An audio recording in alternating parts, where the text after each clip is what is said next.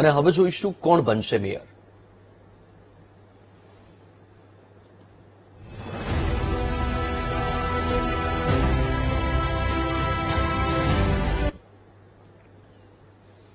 ચૂંટણી પ્રક્રિયા પૂર્ણ થયા પછી હવે મહાનગરપાલિકાઓમાં હોદ્દેદારો નીમવા માટે કવાયત. રાજ્ય સરકારના રોસ્ટર મુજબ મહાનગરપાલિકામાં મેયર નક્કી થશે. મહાનગરપાલિકાઓમાં અનામત બેઠક મુજબ ભાજપને નક્કી કરવા પડશે મેયર. કેટલીક મહાનગરપાલિકાઓમાં આગામી 5 વર્ષમાં 2 લોકો મેયર પદ સંભાળશે. પહેલા 2.5 વર્ષ અને પછીના 2.5 વર્ષ માટે જુદા જુદા લોકો મેયર પદ સંભાળશે. અનામત મુજબ પહેલા અને પછીના 2.5 વર્ષ માટે મેયરની નિમણૂક થશે.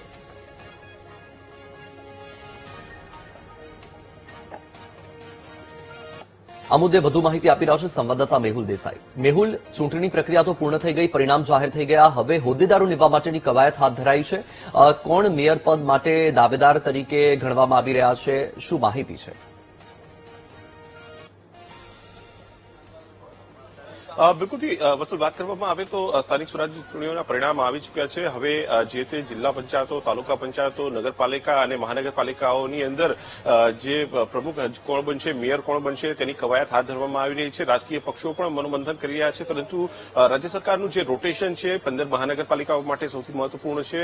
15 મહાનગરપાલિકાઓ છે તેની અંદર અનામત કેટેગરી કયા પ્રકારની છે, કોણ મેયર બનશે, પ્રથમ 2.5 વર્ષની ટર્મ માટે કોણ મેયર બનશે અને પછી 2.5 વર્ષની ટર્મ જે છે તે કયા પ્રકારની કોના માટે અનામત છે, તે તમામ રોટેશન જે છે તે જાહેર થયું છે. ખાસ જો વાત કરવામાં આવે તો કરમસદ આણંદ મહાનગરપાલિકાની અંદર પ્રથમ 2.5 વર્ષ મહિલા અનામત બેઠક છે, એટલે મહિલા મેયર જે છે તે બનશે અને બીજી 2.5 વર્ષ માટે જનરલ કેટેગરી માટે અનામત જે છે તે રાખવામાં આવી છે.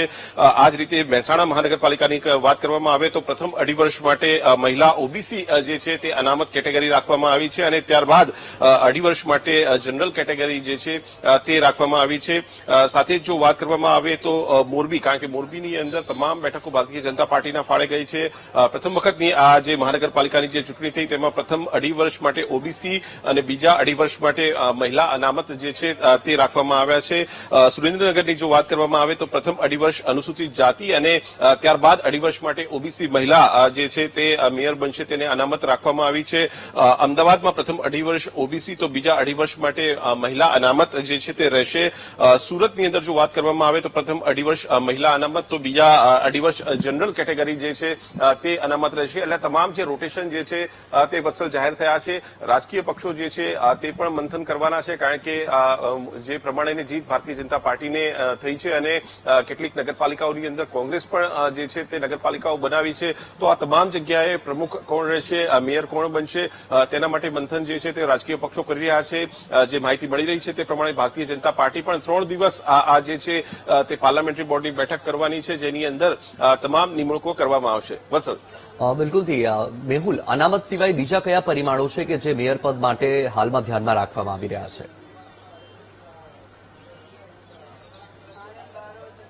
બિલકુલથી જે રોટેશન છે તે રાજ્ય સરકાર દ્વારા અને ખાસ શહેરી વિકાસ વિભાગ દ્વારા જે નક્કી કરવામાં આવતું હોય છે, પરંતુ આ જે રોટેશન પ્રમાણે જે ઉમેદવાર કયો હોઈ શકે તેના માટે ઘણા બધા પરિબળો જે છે તે કામ કરતા હોય છે. તે કયા વિસ્તારમાંથી આવે છે, કેટલા સમયથી તે મેયર પદ માટે અથવા જે કોર્પોરેટર છે કેટલા સમયથી તે કોર્પોરેટર છે, જે ફિટ કયા કેટેગરીમાં બેસે છે તે પણ મહત્વપૂર્ણ હોય છે. જ્યાં સુધી ગ્રામ્ય વિસ્તારોની જે વાત હોય છે, જેમાં તાલુકા જિલ્લા પંચાયતો હોય છે, તેમાં જે કયા વિસ્તારમાંથી આવે છે, કઈ કેટેગરીમાંથી આવે છે, તેનો અનુભવ કેટલો છે, આ તમામ જે બાબતો છે તે બાબતોને લઈને રાજકીય પક્ષો જે છે તે મંથન કરતા હોય છે અને તેના આધારે જે નિર્ણય થતો હોય છે કે કોણ મેયર બનશે, કોણ જિલ્લા પંચાયતના અંદર જે પ્રમુખ જે છે તે બનશે, તાલુકા પંચાયતના પ્રમુખ બનશે અને નગરપાલિકાના પ્રમુખ બનશે. આ તમામ બાબતો ઉપર સમીક્ષા જે છે તે કરવામાં આવતી હોય છે અને એક પેનલ બનાવવામાં આવતી હોય છે અને પેનલના આધારે નિર્ણય જે છે તે રાજકીય પક્ષો કરતા હોય છે કે કોને જે મેયર બનાવવામાં આવશે, કોણ મહિલા કેટેગરીમાંથી હશે, કોણ અનામત કેટેગરીમાંથી હશે. આ તમામ જે બાબતો છે તેને ધ્યાન રાખવામાં આવતું હોય છે અને તેના આધારે નિર્ણય કરવામાં આવતો હોય છે.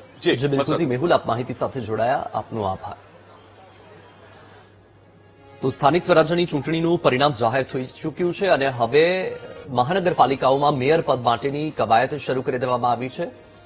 કઈ કઈ મહાનગરપાલિકામાં કઈ કેટેગરી માટે અનામત રાખવામાં આવ્યું છે તેની પણ વાત કરી લઈએ તો ગાંધીધામ મહાનગરપાલિકા પ્રથમ 2.5 વર્ષ, મોરબી મહાનગરપાલિકામાં પ્રથમ 2.5 વર્ષ ઓબીસી મેયર માટે અને બીજા 2.5 વર્ષ મહિલા મેયર તરીકે આ સીટ અનામત રાખવામાં આવી છે.